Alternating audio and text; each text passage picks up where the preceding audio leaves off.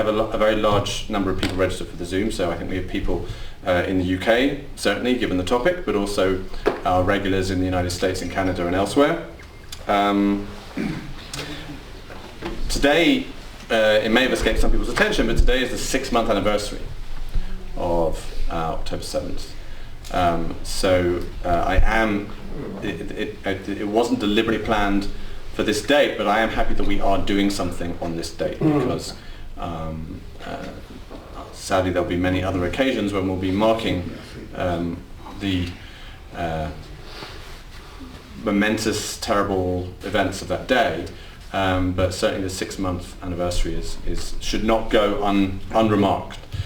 So I'm glad we're doing something. We've had a couple of events, I think mainly online, where we've discussed what's been happening in the United States on campuses. Some of you will have tuned in for those.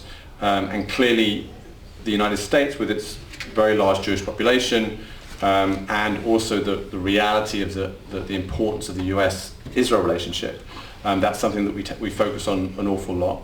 But I wanted to talk about the UK, not just because, as you may have guessed if you didn't know already, I'm from the UK, but also because I think it's representative of other things that are happening in other parts of the world, in places where there are smaller Jewish populations than the United States, where the Jewish population, the Jewish community, is maybe less self-confident and less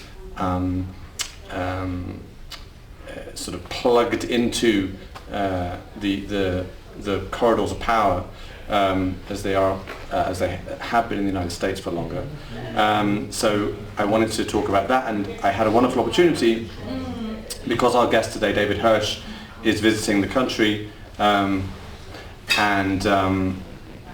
he is the CEO of a remarkable organisation which was founded not that long ago, right, David? Well, yeah, about a year and a half ago. A year and a half ago, right? The London Centre for the Study of Contemporary Anti-Semitism.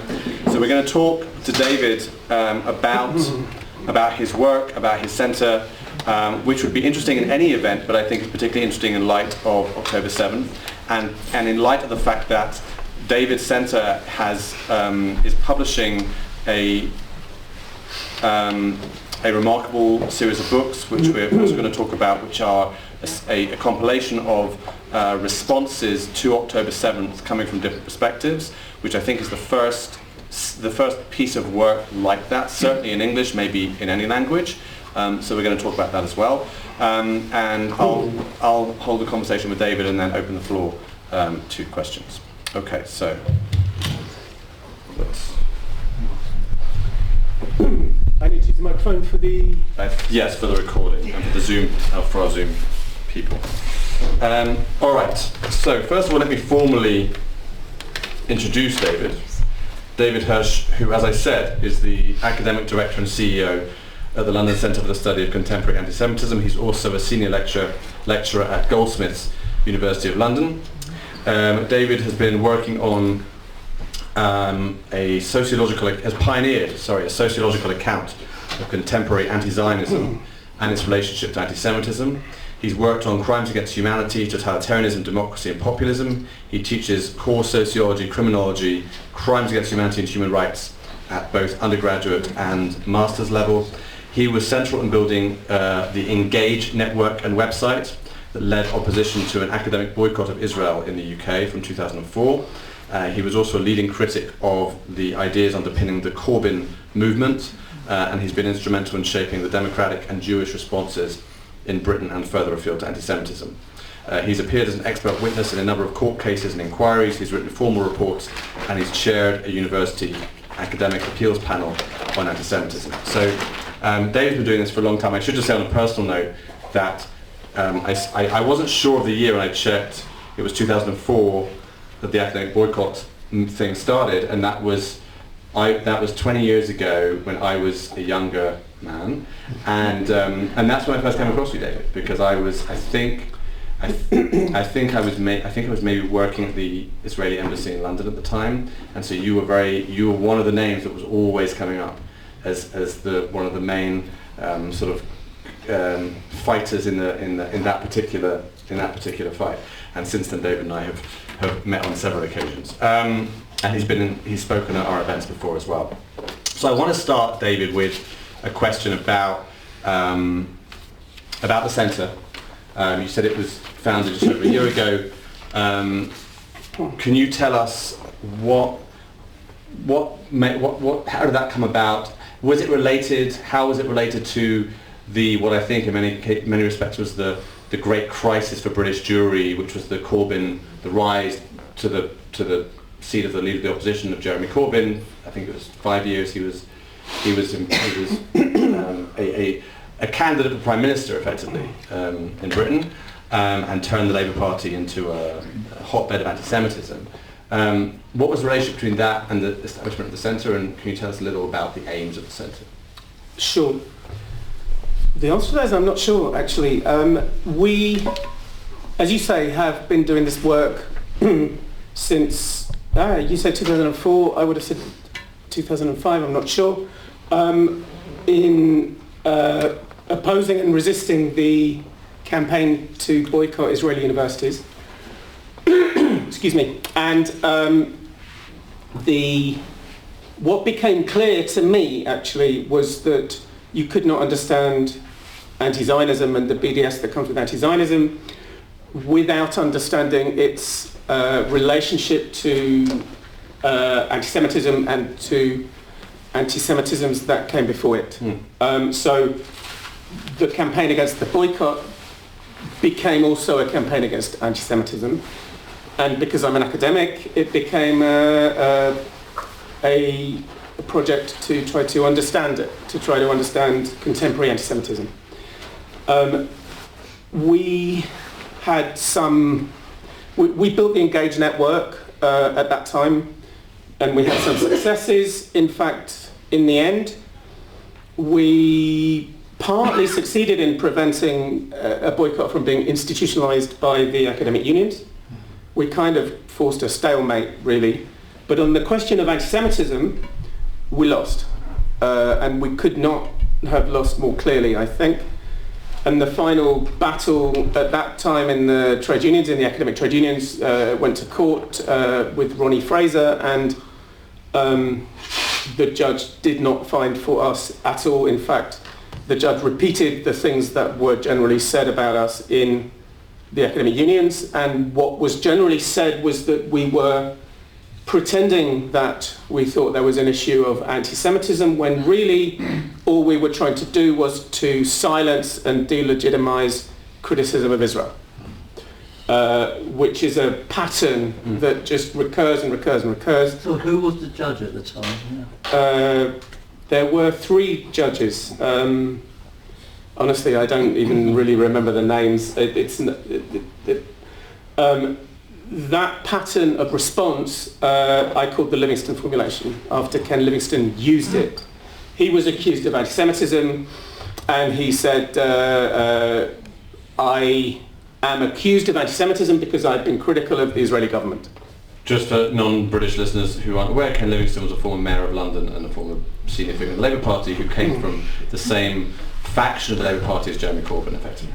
Yeah, I mean, in a sense it doesn't really matter who he was. He was quite a successful and charismatic figure on the left, and he won elections in London pretty regularly, and he did not invent this response to an accusation of anti-Semitism, and it was not only him. In fact, when he used it, I thought, oh, I've heard this before, and we hear it all the time, that people who raise the issue of anti-Semitism are accused, they're faced with this kind of immediate counter-accusation, and the counter-accusation is that they're not really being honest when they say that they've experienced anti-Semitism, or when they say that they have understood things to be anti-Semitic. The accusation is that they're not honest, that they are in fact raising it in bad faith in an attempt to try to delegitimize criticism of Israel. And this comes back and back and back again and again. And it is a conspiracy fantasy. So when, there is supposed to be this ethic that whenever somebody says they have experienced some kind of a hate crime or some kind of racism, one should begin by taking what they say seriously. But with the Livingston formulation, one begins by assuming that they are doing so in bad faith in order to delegitimize democratic criticism. Yeah. I remember also it came up a lot in the Corbyn years that what would happen would be that someone would be anti-Zionist in a sense of really demonizing Israel, delegitimizing Israel. Israel has no right to exist. And then that would be framed as criticism of Israel. So therefore, what are you talking about? It's not like, how can it be anti-Semitic? So, someone would accuse Jeremy Corbyn or one of his acolytes of being anti-Semitic and would cite him saying something along the lines of, the establishment of the state of Israel was some crime against humanity or something along those lines. And then people would say, well, that's just criticism. And clearly, in the context of any other country, that would not be deemed just criticism. But in the context of Israel and Zionism, it somehow is. There's a double standard also in the way that Israel and Zionism as the national movement of the Jewish people is given a different treatment to any other country or national movement. So I'm trying to dredge up from my memory the examples of the kinds of things that were being said at that time. People might remember that there was a story about Jeremy Corbyn who had referred to Hamas and Hezbollah as his friends. Friends, yeah. Bosses for good. And he was challenged on this, famously on Channel 4 News. Why did you call them your friends?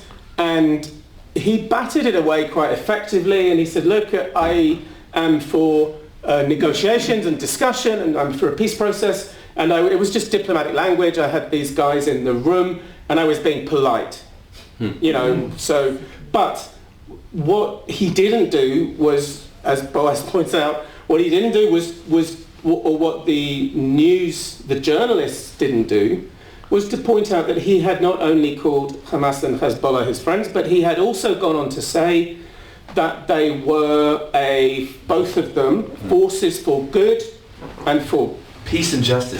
I'm trying to remember the specifics.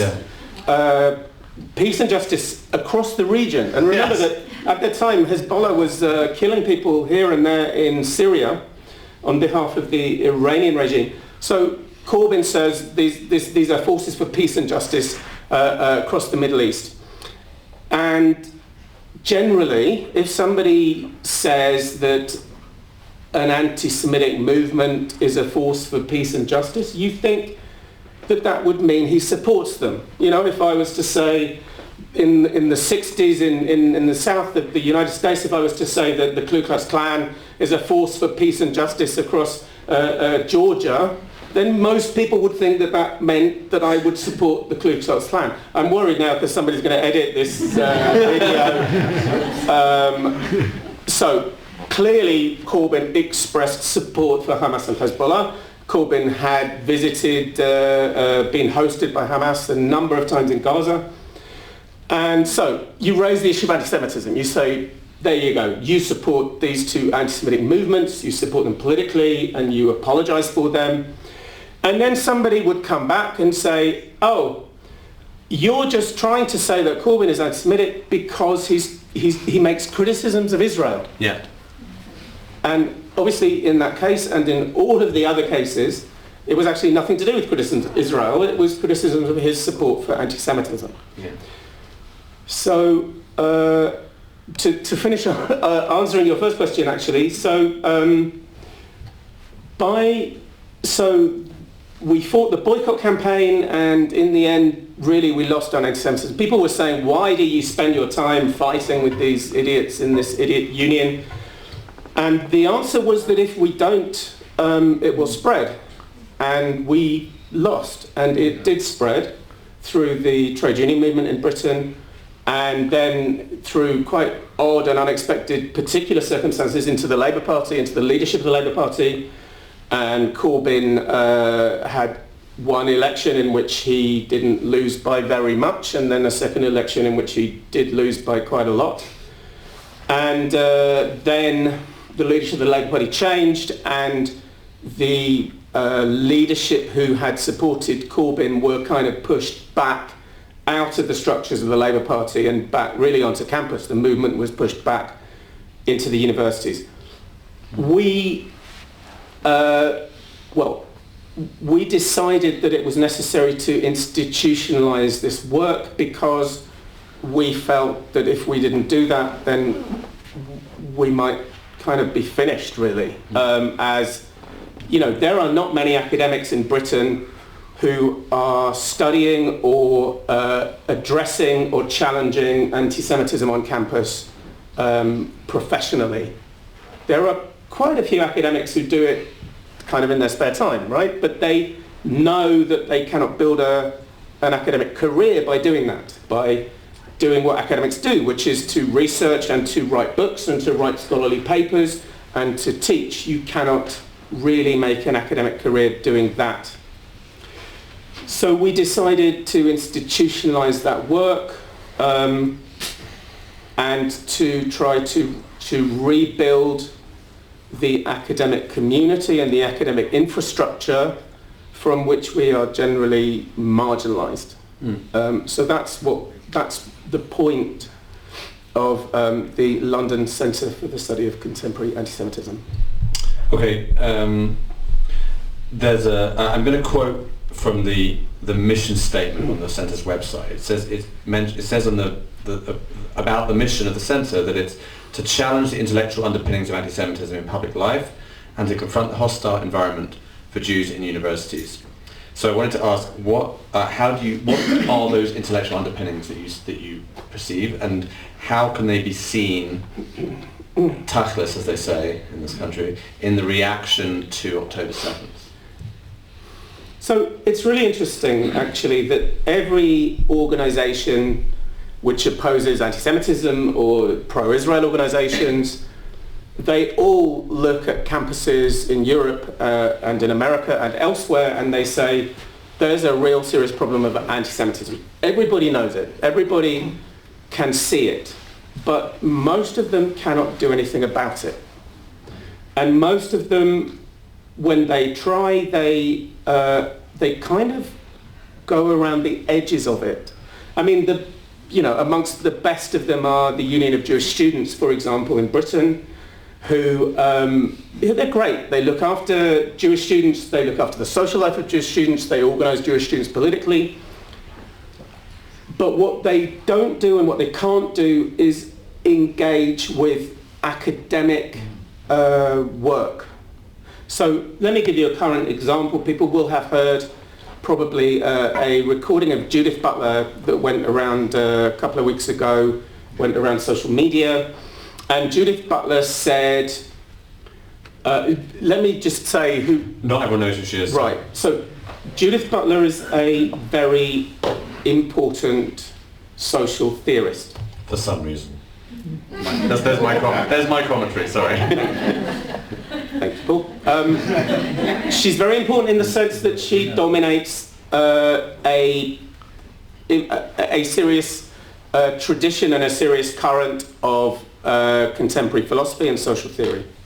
In my institution, for example, she is widely loved and admired and quoted, and if she would deign to come and speak at my institution, there would be a lot of excitement.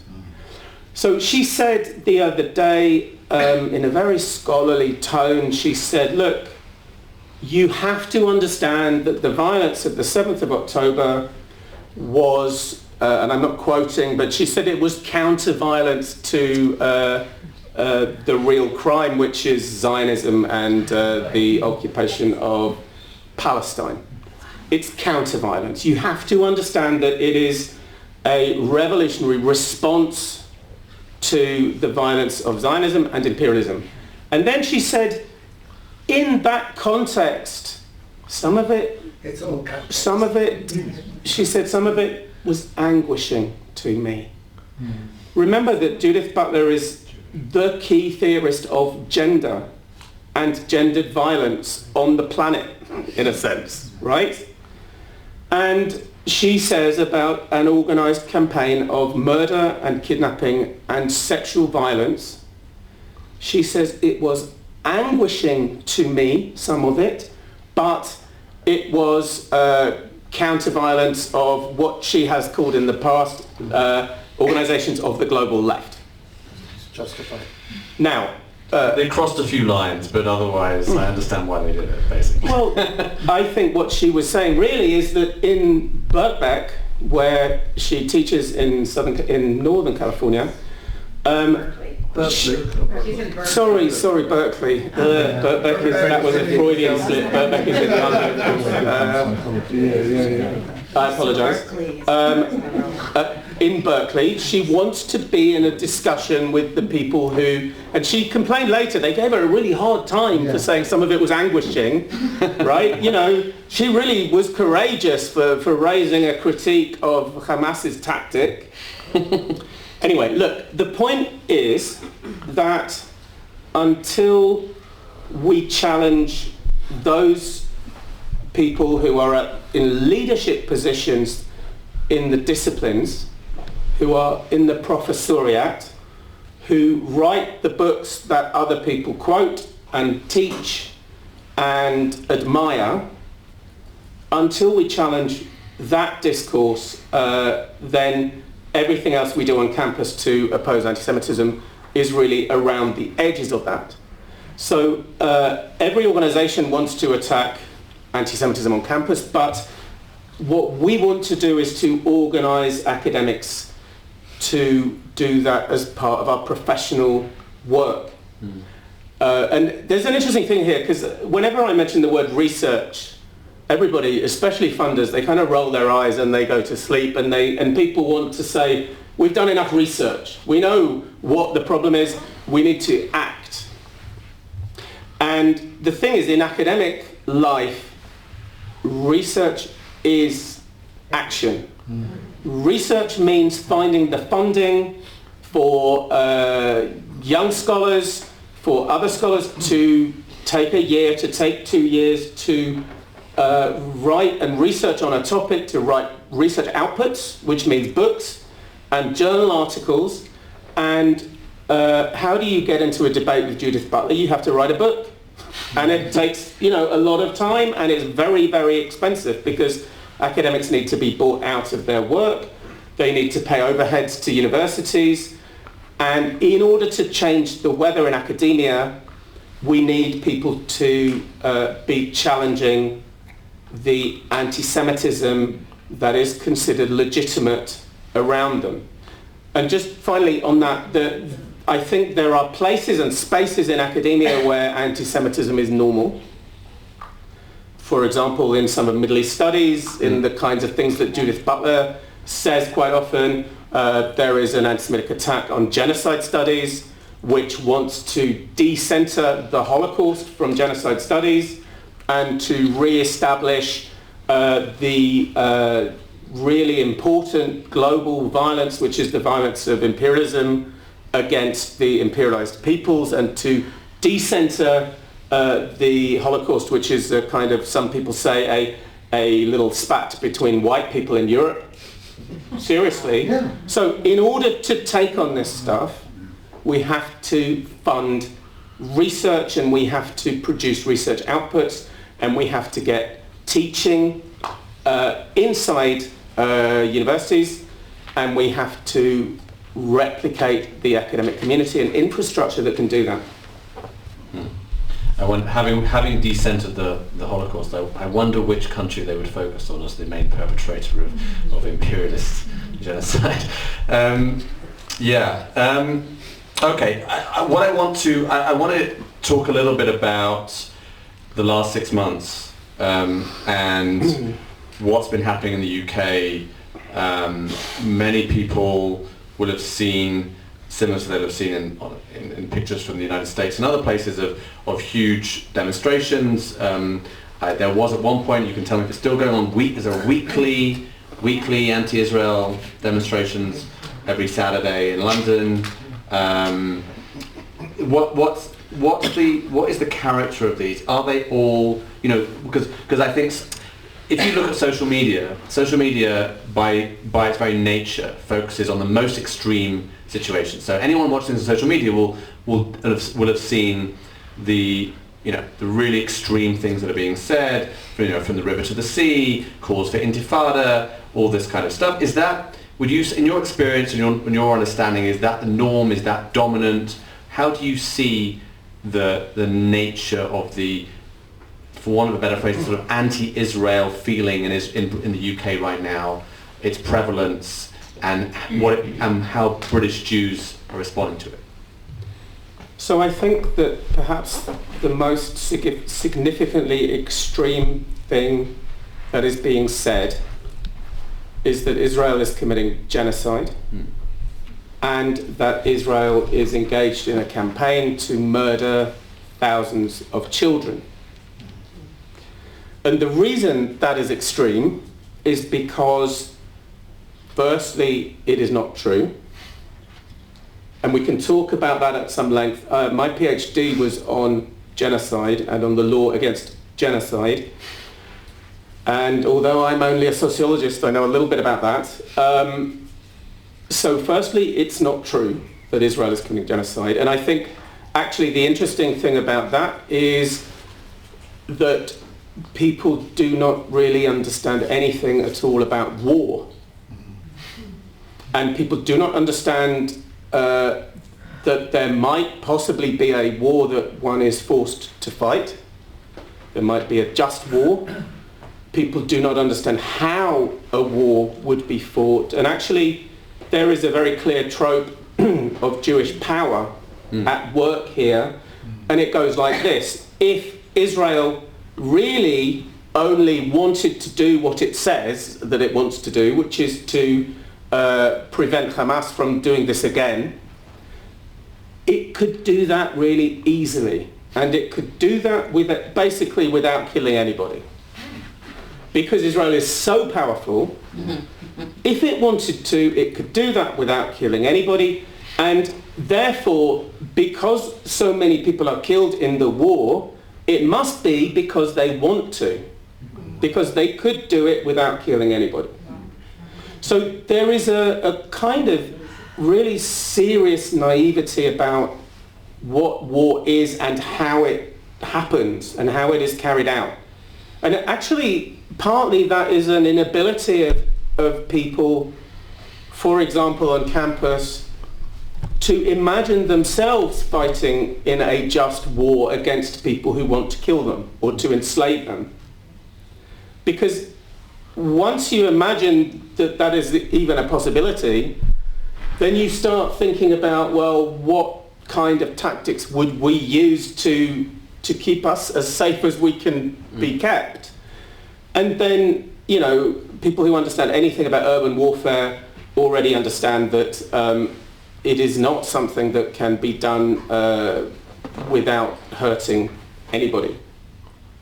So that's the first thing. The genocide accusation is not true. But secondly, it, of course, resonates with both Jewish history and with the history of anti-Semitism. Genocide was codified as a crime after the Holocaust. And the accusation of absolute evil and of being so evil that one wanted to murder children for no reason, just out of malice, that is an old accusation that has been at the heart of anti-Semitism, actually at the heart of many different manifestations of anti-Semitism over the centuries in different times and different places. The accusation is that Jews, in order to reenact the crime of absolute evil, which was to murder, Jesus, in order to reenact that, the Jews murder innocent non-Jewish children, and it has happened often that when a child has been murdered, has gone missing, then people have not known who had done it, and there is a temptation to blame the Jews because the Jews are capable of such things. And there is a Christian tradition of portraying Jews as being inhumanly evil, and not only rejecting and murdering Jesus, which kind of prevents their own redemption, but it prevents everybody's redemption. So the Jews, with their evil and their murder of God, screws it up for all of us. The Jews sit between us and utopia. And most anti-Semitisms that have happened since that Christian tradition of anti-Semitism have bought into that. There is some kind of conspiracy fantasy that there is something going on that is evil, that threatens us. There's communism, or there's capitalism, or there's nationalism, or there's anti-nationalism, something awful that seems to be organized, that makes me feel threatened, and who is behind it. And it is just so tempting to borrow this face of evil that sits there in the cultural unconscious, which is the face of the Jew. People will remember 1984, the novel by George Orwell, and I think Orwell understood this really clearly, that every day in a workplace in this dystopian future, people have 2 minutes hate. And they go to a telly screen together and they hate this face. And the face is the counter-revolutionary, the man who is behind all the troubles, everything that prevents Big Brother from making us all happy, and his name is Goldstein. And Orwell understood that the face of the Jew is so tempting by totalitarian politics to be raised as it's tempting because actually the conspiracy can't be seen and it can't be felt and really touched. But if you give it a human face, then it gives a kind of emotional way of focusing your hatred and your anger. So lots of anti-Semitism operates in that way, and if you say Israel is now committing genocide, Israel is now doing what the Nazis did, and Israel is now not only killing the odd child here and there, but systematically murdering thousands of children, then again you are making Israel into the face of all evil. And one sees this quite often appearing in the rhetoric.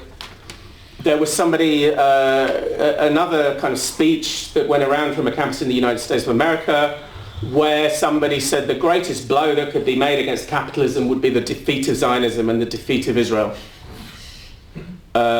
Or people like Stephen Slater, who was an academic, who was very cross because he didn't get tenure, said that Zionism is, I can't remember the quote, but people use Zionism as a kind of symbol of everything bad in the world. So, genocide. Firstly, it's not true. Secondly, it makes Jews into Nazis. And thirdly, it resonates with the history of anti-Semitism and the Jews as the face of evil. Now, that isn't something that is done by a few weirdos on Twitter. That is something that is now respectable in academia and in public discourse in Britain and in Europe and in America and actually across the world. So there was a day a couple of months ago when anti-Semitism was at the top of the news agenda in Britain. And it was discussed on the Today programme, like, you know, the flagship Radio 4 programme, and it was on the front page of the Times and the Express. And I thought to myself, well, okay, that's quite encouraging, anti-Semitism at the top of the news agenda. What am I worried about? And I thought about it, and then I realised that what's going on here is that every other day at the top of the news agenda is various ways of accusing Israel of genocide. And then on this day, the Today programme is saying, my gosh, there's anti-Semitism. Where does it come from? How does it exist in civilised Britain? And they do not realise that the discourse that they have been legitimising, you know, the BBC is balanced. So it balances between anti-Semitism and opponents of anti-Semitism. When they have an anti-Semite, they also have a Jew. When, you know, the BBC is... They have as a Jew. Sometimes they have an as a Jew. So, but when they talk about anti-Semitism, what they did not understand and they did not even investigate was their own complicity with making the very tropes of anti-Semitism acceptable and normal. And I work with people in my university who are quite happy to sign statements saying that Israel commits genocide, murders children. The Society of People Who Study Childhood put out a statement, and you think, well, hang on, why? What are people who specialise in childhood studies got to do with this? It's not as if they know anything particular about the Gaza war, and we don't need people who specialise in childhood studies to tell us that murdering children is bad, right? It's just the fact that they are students of childhood studies, which is the headline. And the headline is, scholars of childhood studies denounce Israel's child murder. Yeah, so it's this there's this snowballing effect going on. It's gathering steam, it's gathering pace, and there is as you said, a sort of complete lack of understanding on the part of maybe not necessarily bad actors, but just people either too lazy or too chasing the next headline to actually put two and two together and make this connection between the reporting on Israel and the way Israel is demonized and the rise in anti-Semitism. But I want to get back to the feeling that this is creating for Britain's Jewish population. So I know, both from things I've read and also because I have family in the UK, friends and family, that they won't go into central London on a Saturday when this rally is taking place, because certainly if they're religious and wear a kippah and they're obviously Jewish, but even if they're not, they might be just scared that somehow they're going to be targeted. Is that something you've either personally experienced or that you know is a feeling that's current in the community? So it's an interesting question to me, because everybody after October the 7th, they said this is a watershed moment, this is something new, this changes the world, and I wasn't sure. And I sat down and I tried to think about why that might be true or on what basis. And I thought, in 1967 and 1973, it was not Toyota pickup trucks, but it was British and Russian supplied armies of the whole Arab League of 5 Arab states that seemed to have a pretty decent chance of defeating Israel. And we always said that if Israel was defeated, then many, many people would be killed. And there was plenty of rhetoric to back that up. So how was this new? And we had seen aeroplanes being hijacked, and the bombing of the Jewish Community Center in Buenos Aires. Many, imagine the murder of the Israeli Olympic team in 1972. And we had the communist countries pushing anti-Semitism in the international organizations, and they had state power over a third of the earth. So I'm thinking, okay, so October the 7th, is it unique? Is it new? And now I'm persuading myself that it's not. But it did have very serious effects. So Danny Trom is a sociologist in Paris, very smart guy, very interesting guy. He said the interesting thing about October the 7th was that Israelis in the south of the country called for help, and there was no help. They were experiencing, some people have talked about pogroms or a genocidal attack, and they literally got on the phone and called the police, called for help, called the army, and there was no help. Called the media too. And Danny says this brought those Israelis, and by extension Israelis in general, back to a very Jewish diasporic experience of being alone, of calling for help and not getting help. And then Anthony Julius, actually, and these people have both written pieces in this forthcoming trilogy, which we'll get to. Anthony Julius then said, what's new? What's new after October 7th? And he said in Britain, one of the things that's new is a decrease in faith that British Jews have in the institutions of British democracy.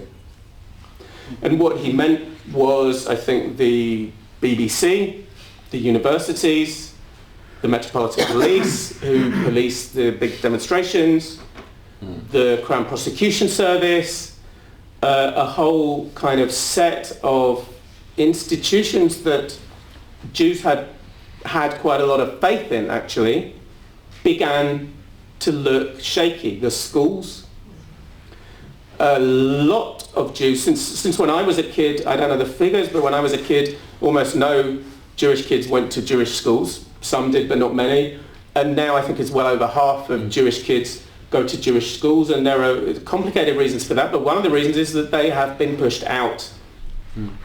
So this feeling of calling for help and there being no help, and this feeling of calling on the institutions of the British state and the French state and the American state, and help looking like it was not so reliable anymore, and this feeling of precarity. And then also, not only did Israelis have a reminder of the diasporic experience, but the diaspora got a reminder of the Israeli experience, which is that of being denounced. And it's so interesting because the experience of anti-Semitism is an experience of being in a place where you think you are at home. In my case, in a sociology department, I can tell you I was so proud to be in a top sociology department back in 2003 when I got a job. So proud of myself, and I remember sitting in departmental meetings and looking around the room and thinking, wow, I'm one of these guys now, And then suddenly when the boycott turned up, and I made arguments against the boycott and against anti-Semitism, suddenly I wasn't a sociologist anymore. I wasn't one of these people anymore, but now I was a Zionist sociologist. And what that meant was a dishonest, lying sociologist, a person who uses all of his clever Jewish, tricks and all of the clever rhetorics of sociology in order to help genocide. So I was kind of basically cast out of the community of the good, out of the community of sociologists. And this was not just me, I realised. Luciana Berger, for example, gave an interview to the Times. Former Labour MP that was forced out of the party during the Corbyn years. And she said that the headline in the Times was called her a Jewish Labour MP. She said, I never wanted to be a Jewish Labour MP, I wanted to be a Labour MP. And Howard Jacobson is a novelist, and he never wanted to be a Jewish novelist, he wanted to be a novelist. And this process, and I mean, this is a book I so much want to write, actually, the book about how the experience of anti-Semitism pushes people out of the places where they thought they were at home.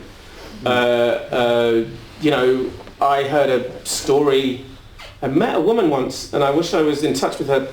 She told me, and she was born, in fact, in Wales during the war, and the reason for that was because her daddy was a Czech fighter pilot, a hero in the Second World War. He took his plane from Czechoslovakia to Britain, and he fought the war with the RAF.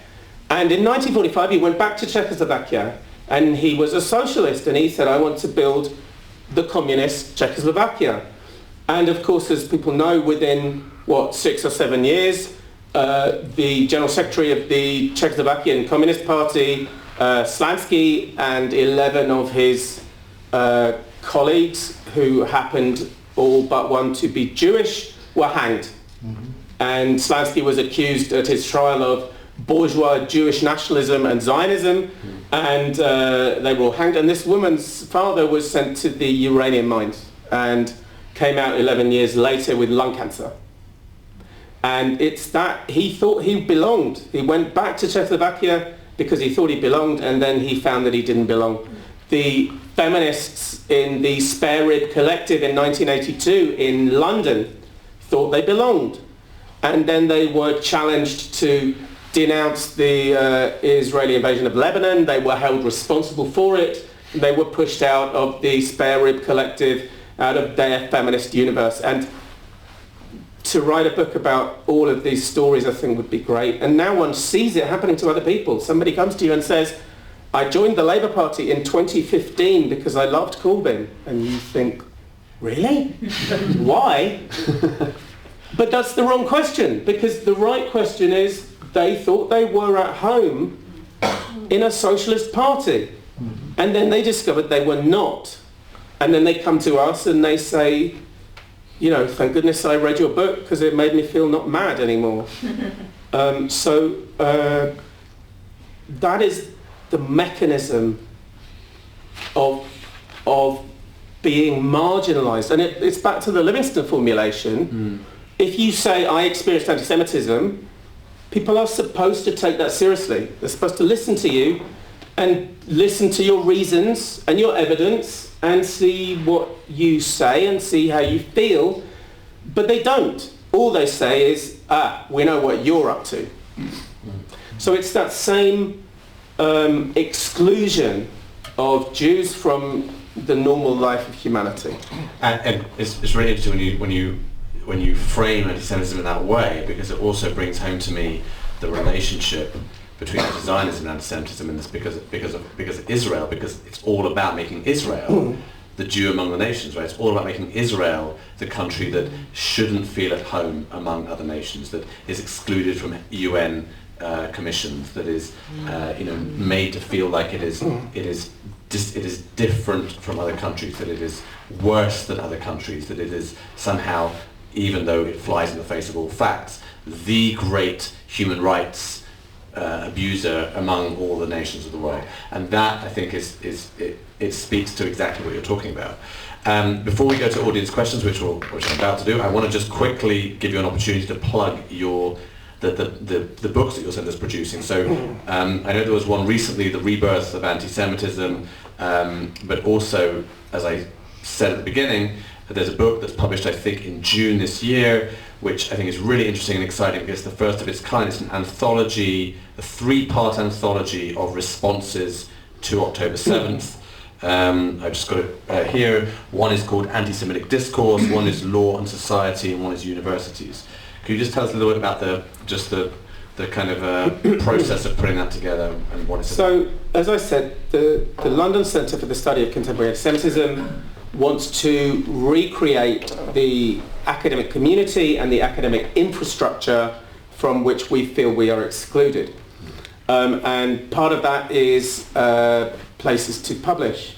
And actually this book series in general was just a brilliant kind of piece of I don't know, of luck or goodwill. Or the guy at Routledge who published my 2018 book on anti-Semitism, I emailed him and I said, can we publish a series from the centre? And he said, yeah. and we said, brilliant, we'll do that then. So suddenly we have a way of publishing academic books on anti-Semitism. And that's not easy to do, right? Because if you go to any publisher and you say, I'd like you to publish my book, please, they'll say, okay, let's have a look. Oh, I'm not sure. They'll send it out to peer review. And, one peer reviewer will say, this is brilliant, it should be published immediately. And one will say, oh, I'm not sure. And the other will say, oh, this is a propaganda for genocide. It's not academic research at all. And then the company will say, yeah, we'll give this one a pass, please. So we are able to, we have a trusted relationship with Routledge. If a book is of the right quality, we're able to publish it. The first one we published was by Matthias Kunzel, which is actually the most controversial because Matthias writes, his book really is a bringing together of the evidence that he's spent most of his career pulling together about the relationship between Nazism and Nazi anti-Semitism and anti-Semitism in the Middle East, which is a topic that is really not discussed because it is much too scary. Because you might offend Muslims. You might, yes. how very dare you say that, you know. The second book is great. I don't know if people know Alan Johnson and Fathom. Fathom is a journal that has come out regularly for 10 years. It's really good. It brings articles on not only on anti-Semitism but also on Israel and the Middle East, and it is a place to publish, and the idea of it was simply to inform the debate about Israel and the Middle East. And Alan has brought together a lot of the work that has been published in Fathom with a lot of new work, interview with Philip Spencer and a piece by Dave Rich, and that's the second book that we published. The third book we published was my anthology, which is called The Rebirth of Anti-Semitism in the 21st Century. So 21st century starts, I mean, one would have thought really, that at the end of the 20th century anti-Semitism was really on its last legs after the Holocaust. Why? And the growth of democratic states. Anti-Semitism was not very sexy. It was kind of represented by some of the vestiges of the far right. At the beginning of the 21st century, one had three symbolic events, actually. One was the end of the peace process. One was the Durban World Conference Against Racism, where there was a very concerted and organized campaign to reconstitute Israel as the symbolic center of racism across the world. I mean, astonishing that Zionism should be the symbolic racism across the world. Astonishing that people in America should say that the police in Minnesota required the Israelis to teach them how to murder a black American. Astonishing, but that is how the discourse goes. And the third event, only a week after the Durban conference, was 9/11. So that was 2001, and this is the book really. It's a 20th anniversary book of the academic boycott campaign, and it is written by 11 different scholars. One of them is sitting at the back, Isabella Tabarovsky, who is actually one of the world's foremost writers on Soviet anti-Zionism and its relationship to contemporary anti-Semitism, and different people who had been involved in the fight against the academic boycott were now writing with 20 years of hindsight what they had learned from that. And the fourth book in the series, which is already published, is by Jeffrey Hirsh, who has had a brilliant career. He's an academic at the University of Maryland, and he's published his book on the three faces of anti-Semitism: left anti-Semitism, right anti-Semitism, and Islamist anti-Semitism. And the latest book that we spent all of our holidays over the winter, the Christmas holidays, bringing together, we put out a public call for contributions from scholars and intellectuals with their immediate, fresh thoughts on the 7th of October. And we had a really good response. Routledge said to publish a book very quickly, you have to limit it to 50,000 words in this particular format. And we said, can we go higher? They said no. They said, well, you can publish a second one. So we said, all right, we'll publish two. And in the end, we had 3 books. And I'm pretty sure it is the biggest and most serious collection of scholarly and intellectual responses to the significance of the 7th of October and the events that followed it. So people can look on our website for that. The series by Routledge is called Studies in Contemporary Anti-Semitism. And the website is it London Anti-Semitism? So our website is londonantisemitism.com. And yeah, there is a link from there. I mean, the other major publishing platform really that we are nurturing is the Journal of Contemporary Anti-Semitism. We're doing lots of other things too, but very good. That's fantastic. Just a little plug of my own. Jeffrey Hirsh, who you mentioned, is actually appearing on a webinar that I'm doing in about a month. So watch out for that. Okay.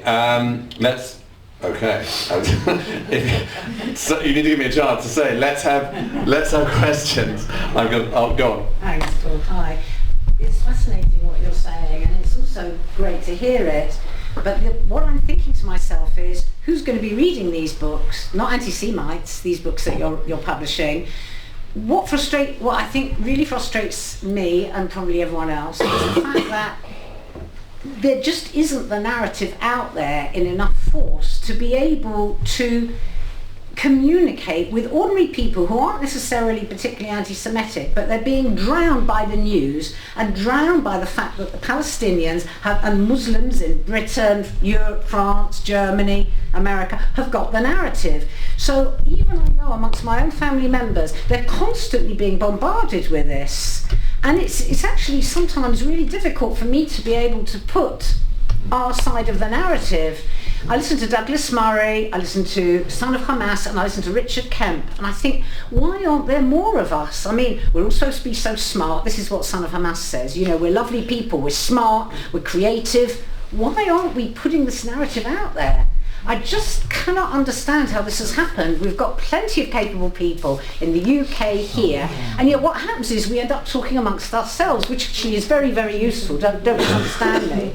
But this is the thing, because I think there are people that would listen, but we're just not getting it out there. Okay, so your question my question is, how can we get it out there? And what can we do? Right, I just want to just boil it down for any people on Zoom that might not have heard the question. Is that it's fantastic what David's doing, but the lady's concern is that it might not be read by the right people, and that how do we challenge the narrative that's the overwhelming narrative that's out there? So the polling, as far as I understand it at the moment, is not quite that, right? The polling is interesting.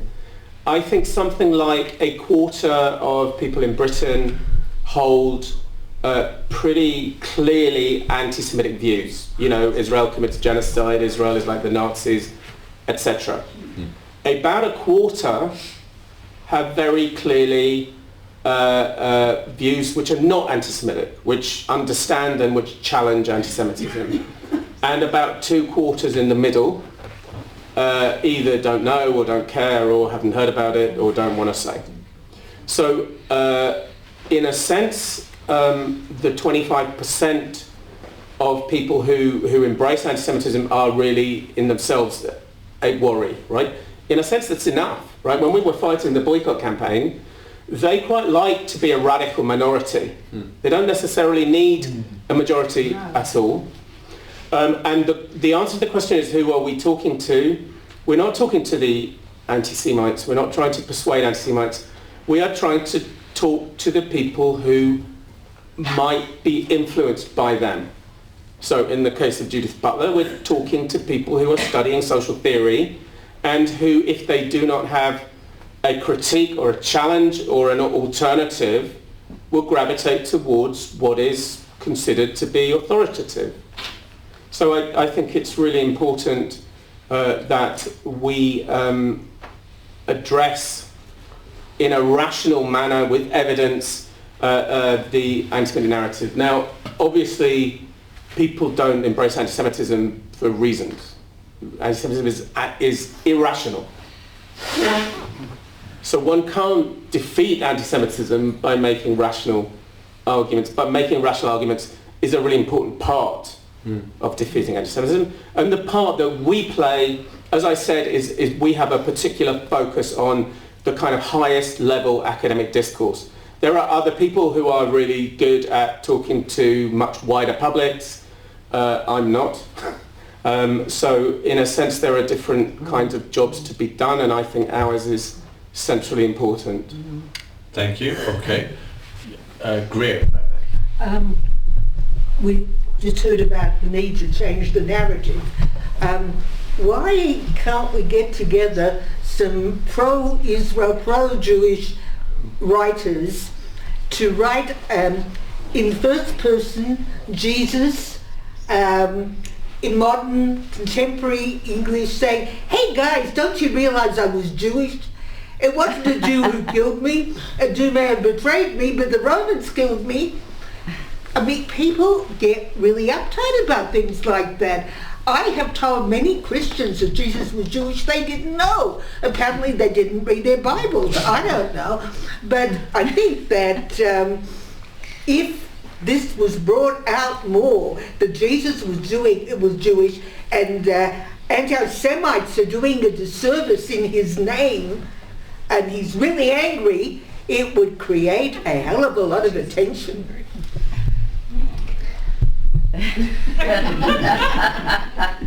I think firstly there are many, many very, very talented writers who write against anti-Semitism and who write all kinds of things, good things about Israel or good things about Jews. There are many of them, and many of them are brilliant. So it happens. Secondly, I don't think in the end we're going to defeat anti-Semitism by saying, you know what, Jews are really nice, really. Right? Anti-Semitism really is not rational. And we don't have to say Israel is really nice, and we don't have to say Jews are really nice. We just have to say, actually, we have rights. Leave us alone. Stop lying about us. We don't want to be part of your discourse. Talk about something else. And I kind of have a quite emotional response to people who suggest to me that we have to kind of show ourselves to be really lovely and cool to the rest of the world. No. Okay. Gentleman here. My father said to me about a year ago, there's no future for his grandchildren in England. What's your opinion on that? Okay, the question was, is there a future for Jews in England? So during the Corbyn crisis, people were coming to me and saying, you're the expert, you're the big guy, you're the expert on anti-Semitism. How will we know when it's time to leave, right? And, you know, in a sense, British Jews are mainly descended from people who knew when it was time to leave. Exactly. My granddad just about managed it, actually, 1938. I am scandalised that British Jews were coming to me and asking that question. I'm scandalised that there's even a question that Britain is not safe and hospitable for Jews. And I always said that no, that's not the case at the moment. But people were not leaving, and I think they would not have left. It's an interesting question, what would have happened if Corbyn had won the election. But what people were doing were making sure they had other options, right? They were making sure they had things to do with their savings, or they had perhaps jobs they might go to, or they had passports. I've got my German citizenship in my pocket, which I got recently at the time of Brexit and the time of Corbyn. Irony of ironies. Indeed.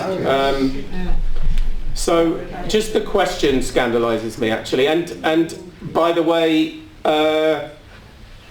who knows? You know, I don't know if I'm going to be turning up on my cousin's doorstep with suitcases, or if my Israeli cousins are going to be turning up on our doorstep with suitcases. Who knows what might happen? But just the questions are themselves very disquieting, I think. Okay. From this side, Jeff. David, I'm wondering if you could possibly talk about the influence of foreign funding on UK campuses. In the United States, it's some of the most elite campuses.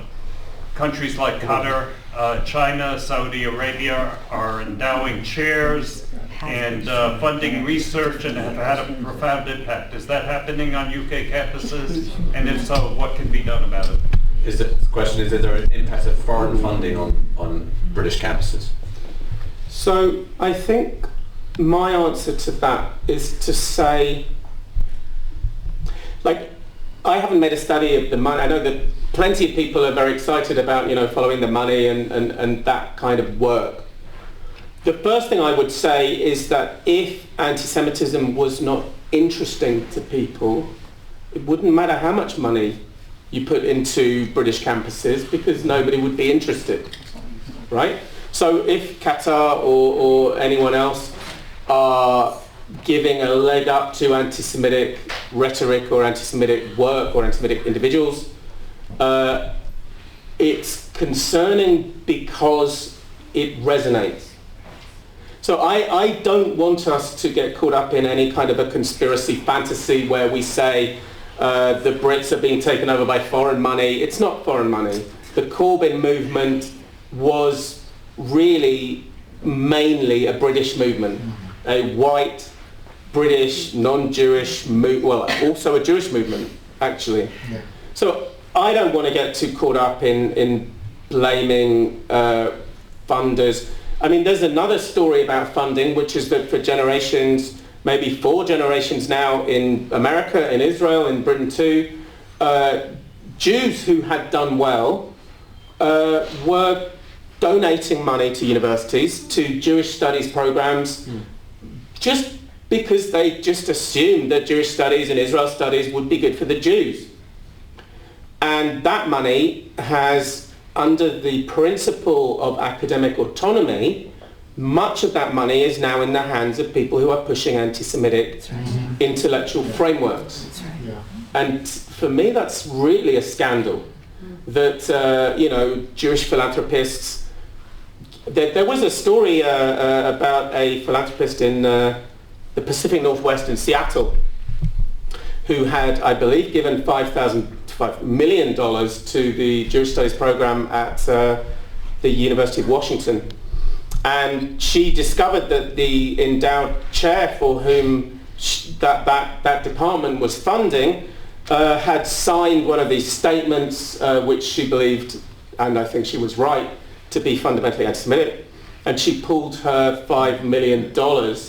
And there was a scandal. I mean, the Jewish studies academics, even some of the ones one would hope would be decent, were, how dare these funders try to tell us what to think? So, I want to avoid a story of, because of course people do it with Jewish money too, the Jews buy this and that and the other. Ideas cannot that easily be bought, I think, although it kind of helps, and we would like some funding to do the research that we need to do. And if any people are thinking of giving money to that would be good for the Jews, they should be very careful who they donate it to and how it will be controlled. I also think, you might correct me if I'm wrong, I think that although China is very active in funding departments in Britain, I think the phenomenon of Middle Eastern countries like Qatar funding is much less the case in the UK than in the United States. I believe that. I think that's true. Okay, yes, sir. Yeah, firstly, as the second field worker for UJS from the 1970s, I've been a follower of yours and a lot of the other people here for what you've written, and what you've done is phenomenal. It's just fantastic. My question would be, and I'm not an academic, what help can the Israeli universities give in dealing with these issues from an academic level? Because, you've said other people, for example, I think that what David Badiel did with Jews Don't Count had a phenomenal effect, obviously, outside academia, even though it showed exactly what was going on inside academia. But if I speak to my son-in-law or other people who are academics, is there anything that can be done from the universities here to help what's going on in the UK or the US or wherever? So the question was, is there anything that Israeli universities can do to assist this campaign to combat anti-Semitism? So there are some really good people in Israeli universities. I'm going up to Haifa next week to do some work with some of them. Israeli universities are not without their own problem. Oh, yeah. And in a sense, the last thing Israelis want to be are the last thing Israeli academics want to be are Israeli academics. They want to be academics, right? Just as Luciana wanted to be a Labour MP and Howard Jacobson wanted to be an author. And so Jewish studies scholars and Israeli scholars do not want to be put into the dock to answer for the crimes of Israel, real or imagined or invented or exaggerated. They want to be philosophers and scientists, and they know that their careers are at risk if they become known as, kind of Hasbara merchants, that kind of slur. So one shouldn't assume that Israelis and Israeli campuses are completely brilliant on all of this stuff. And of course also in terms of anti-Zionism, of course anti-Zionism focuses against Israel, but Israelis don't much have that experience of being excluded from the place where they feel at home. And lots of Israelis actually grow up with an experience of being exasperated by the Israeli government in different ways. So firstly, we shouldn't assume that Israelis know, the truth by magic any more than anybody else knows the truth by magic. But I think, it's interesting, for example, Israelis in London, I often got the feeling that they were very happy to be away from Israel. They got away from all this craziness and the politics, and they just wanted to be regular people. And some of them were not all that supportive of our work. And when they talked to, they thought they knew it all about anti-Zionism, and they would say, let me tell you about Israel. And a lot of them had a shock after the 7th of October, because a lot of Israelis in London, and there were a lot of Israelis in London, suddenly felt targeted, suddenly understood a little bit about what we had been talking about for some time. So I guess that was all a bit throat clearing, really. Israeli universities should do what all universities should do, which is create spaces for research which challenges the underpinnings of anti-Semitism. And we will be very happy and are very happy to work with Israeli scholars. Just out of interest, is there a particular program at Haifa University that you're going to be working with? I'm speaking at a conference on Tuesday, which is organised by the Ruderman Foundation. And I'm doing some work with the Compare Centre at the University of Haifa, and David Barak and Barash Berkowitz and Sarah Hirshhorn and other people up there, which I'm very excited about. Very great. Yes. I think that your campaign is very worthwhile, but I'm afraid that what we're being confronted with is something very, very urgent. And I think that the results that you'd like to get, we'd all like to see, is way down the road. So, and since I come to the Begin Center all the time, a few weeks ago there was a seminar on social media and anti-Semitism, and I'm wondering how we can incorporate the instantaneous character of social media with the academic world. Is there a way to integrate them both so that we can get this message out immediately and using the proper algorithms and the proper voice? Just the questions about whether the instant world of social media can somehow be incorporated into the more academic campaign that David is pushing. So it's so urgent. It is so urgent. So you're right. What I'm promising, and really consciously so, is I'm promising that it will be hugely expensive to fund academics, to spend years doing research and building academic careers and instituting programs of teaching, and it is a very difficult and long-term proposal that I'm giving, and I perfectly understand if people go, we haven't got time to do that. But, so two things about that. One is that there is, for example, a lot of research going on about how anti-Semitism and other conspiracy fantasies spread online. Very important stuff, using the most advanced techniques of machine learning and AI and all of that stuff, and there's some really important research so that we understand how those things work and we understand the algorithms better. Secondly, I would certainly say that we do work hard to play our part. So, when there is a kind of we know that when there's conflict in the Middle East, involving Israel, then anti-Semitism and anti-Semitic discourse spikes in Britain, in America, in Europe. And part of what we do is we engage on social media and in journalism and on Twitter and Facebook, and we should do more of that. I mean, I remember doing a Twitter thread about apartheid, why it's wrong to say that Israel is apartheid. And I gave a whole load of links, and it flew. It got a lot of attention and I was very proud of that, partly because sometimes that stuff can only be done by people who who are kind of professional thinkers, who remember the anti-apartheid movement and were part of it and who have thought about it ever since. So it's not fair to say that we don't do that stuff.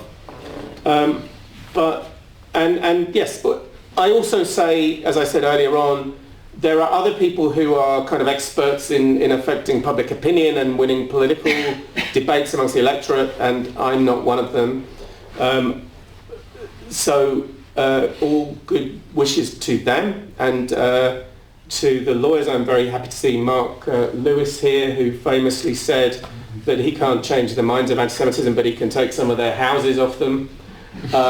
Mark is there for us if we get threatened by legal processes. So there are many, many different ways of addressing anti-Semitism, but what we're doing is not firefighting.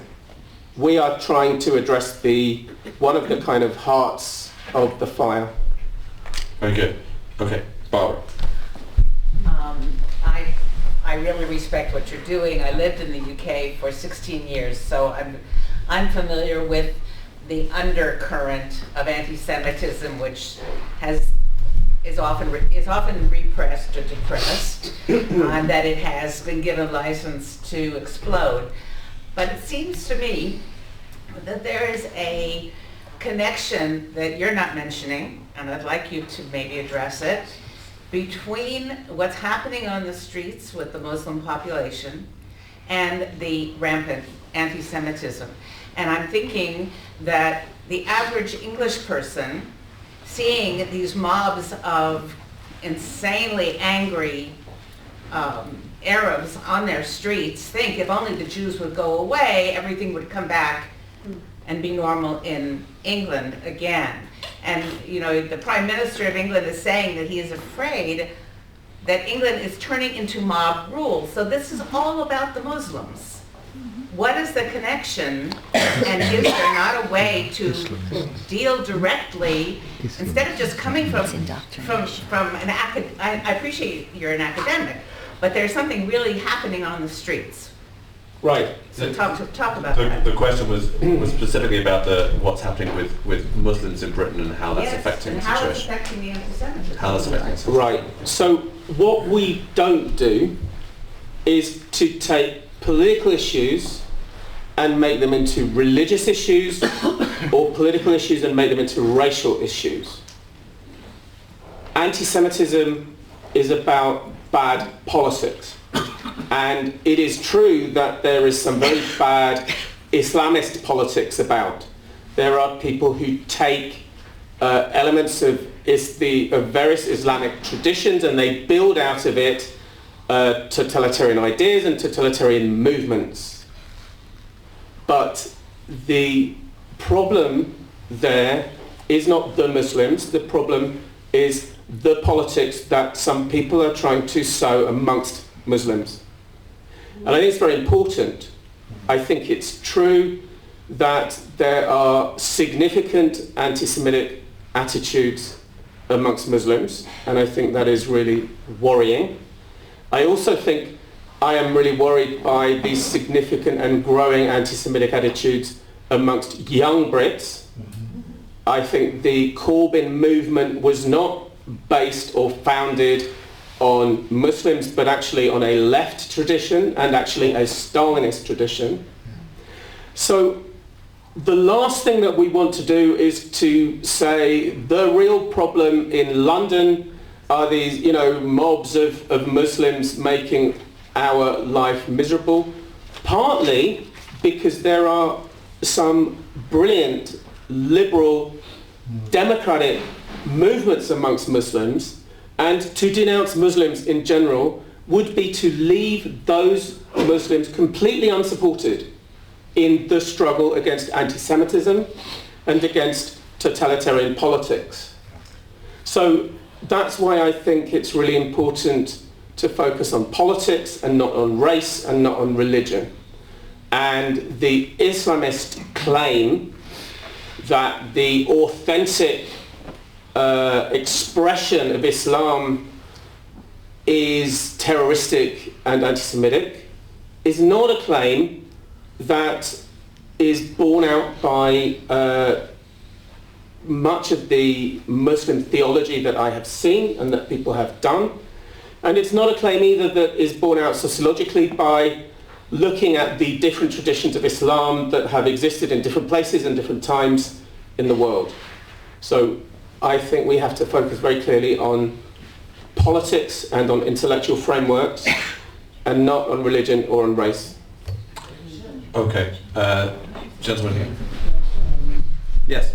Simple question. Human rights organization, when that accusation of apartheid comes from human rights organization, the twisted critique from when it comes with the title of authority of a human rights activist organization, etc.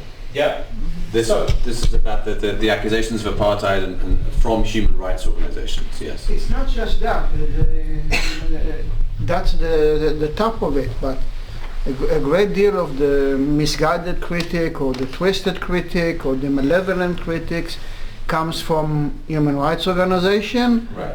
Human Rights Watch, Like and Human Rights Watch, apartheid. yes. The role of human rights organizations effectively the demonization. Okay, better phrasing. Okay. So I mentioned earlier on the Durban World Conference Against Racism and the end of the peace process. And I think my memory and my experience of actually the late 80s and the 90s is one when many people, the broad liberal left, if there is such a thing, supported the peace process. They didn't say Israel was an evil that needs to be wiped out. They said we should have a deal between the Israelis and the Palestinians, and there will be one, we hope, and it will happen, and it will improve the situation. Towards the end of the peace process, when it finally collapsed, and when it went into the Durban conference, the discourse was challenged in a very significant way. And the challenges to the discourse at Durban came from a number of different directions. And there were people who had never supported the peace process, who had never had any kind of hopes in it.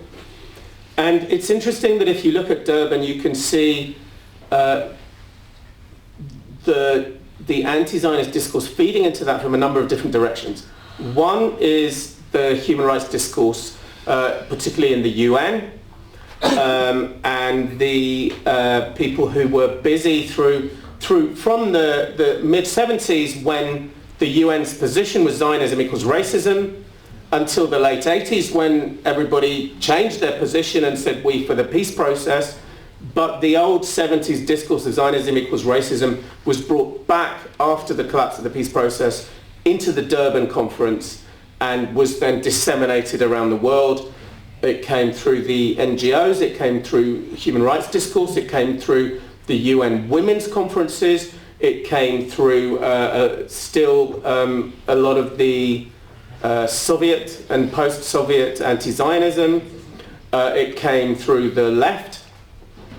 So Durban was a really unsettling mixture, and of course through Islamism as well. One of the preparation conferences of the Durban conference was held in Tehran, and none of the Jews were given visas until it was too late to travel. And again, a lot of the Jews who went to Durban, they were not there as Jews, they were not there to fight anti-Semitism, they were there because they believed that they belonged in the global fight for human rights and against racism.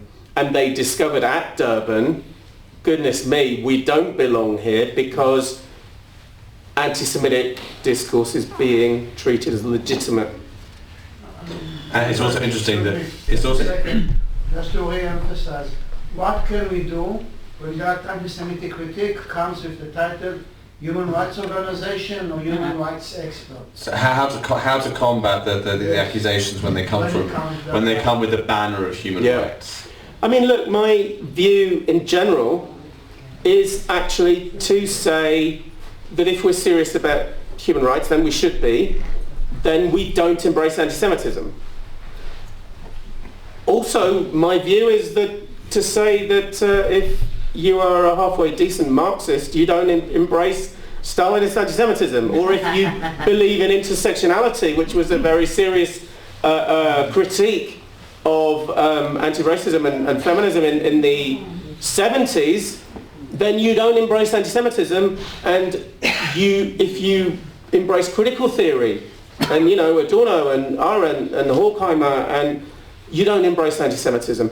And all of those kind of threads have been kind of turned on themselves and turned upside down. So one strategy is to know more about it than the people who are pushing it, to actually understand human rights better than the people who say that human rights can be protected by siding with the people who murder Israelis and who blame Israel for murdering children out of pure evil.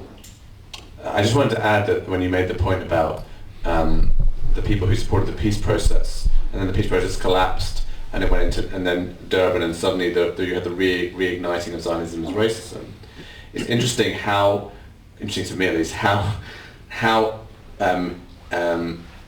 easily and quickly those people found it to buy into the narrative that the collapse of the peace process was the fault of Israel. Yep. And all the evidence, if you bothered to look, was that it was the Palestinians who rejected deals and launched the second Intifada, that whole idea was, I think, part of this whole thing. Well, also specifically that Hamas was created to prevent the peace process from working, right? And the strategy Hamas took to achieve that was to murder Israelis, and to make Israelis believe that all Arabs wanted to kill them, because that's what Hamas wanted Israelis to believe. There was something else, but... I get very angry and also very upset by the way the situation is reported by the BBC and The Guardian. How influential do you feel they are in terms of public opinion? How influential are the BBC and The Guardian on British public opinion? In terms of people who you said that about 50% who don't have a strong opinion. Right, especially the 50% of the people, right? So I think that both the BBC and I think it's complicated. I don't think. Okay. You ask the question. Let him answer. I think that the BBC especially is built on a kind of ideology of balance, and everything depends upon where you put the centre around which you balance. So if you have a balanced debate between anti-Semites and anti-Semites, then you are legitimising anti-Semitism because you're giving them a voice as one legitimate half of a legitimate debate. And I think The Guardian has often done that, and I think the BBC often does that. Some of the BBC reporting on the current conflict has been very upsetting indeed, partly with their notion of balance. So when you have somebody, for example, from Israel talking about the hostages, that needs to be balanced by what exactly? So I think there is a real problem in how things are being reported. I mean, quite often also you have the Today programme does not report that Israelis are overwhelmingly in support of the war against Hamas. And also it does not report the war against Hamas. It reports the running death toll of people who have died. The numbers of which come from the Gaza Health Ministry controlled by Hamas. Yeah. But imagine trying to report the Second World War, right? Another 1,000 people in Warsaw have been bombed out of their homes. Let's talk to Mr. and Mrs. Schmidt from Dresden who have had to endure a firestorm. Let's talk to someone in the East End of London who has been bombed. Let's talk to the boys running up the beach on D-Day. Oh my gosh, what's it like running into machine gun fire? Let's talk to the German women who were raped by Soviet soldiers. And all of it is true and all of it is real, but you would not understand anything about the Second World War if you only understood it as the suffering of innocents. And the BBC is very tempted to tell this as a story only of the suffering of innocents. Yeah. And I don't know how many Israeli soldiers have died in this conflict since October the 7th, apart from the ones who died on October the 7th. 250 or something. That's the figure that I had in mind. Yeah. How come, if this is just a genocide, why do Israeli soldiers die if there is a genocide? They don't. They die because they have been involved in a battle with Hamas. How is Hamas still fighting if how they still have weapons, they still have supplies, they still have fuel, they still have men? So the war is not reported. What is reported is individual and unrelated human tragedy, and it's balanced. A Jewish human tragedy is balanced against another human tragedy, and so people really don't have a chance of understanding what is going on. It reminds Since they're buying homes in Israel, and I wondered what your insightfulness might lend to that. the question is about the polls which show that Labour are going to win the next election and what that means for the Jewish community. So I am not worried in particular about the possibility of Labour winning the next election. In fact, it's quite likely that if there was an election tomorrow, I myself would vote Labour. Yeah. Because the reason people will vote Labour is because if they have an emergency in their household, they believe that it might take 4 hours for the ambulance to arrive, and they want a new government because lots of things in Britain are not working, and because the Tories, under David Cameron and Theresa May and Boris Johnson and Liz Truss. yeah, It's not surprising. other woman who was Prime Minister for a little while, and Rishi Sunak. I mean, it has no track record of fixing anything. So my friends who are the politicos, right, are really pleased with themselves at having defeated anti-Semitism in the Labour Party, and that's interesting. So what they've done is they have defeated anti-Semitism amongst the leadership of the Labour Party.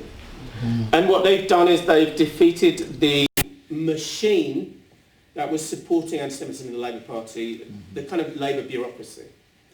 What they haven't done is to change the big, broad, left, liberal constituency upon which the Labour Party sits. And that is a much more difficult problem. So look, I think there are certainly problems in the Labour Party.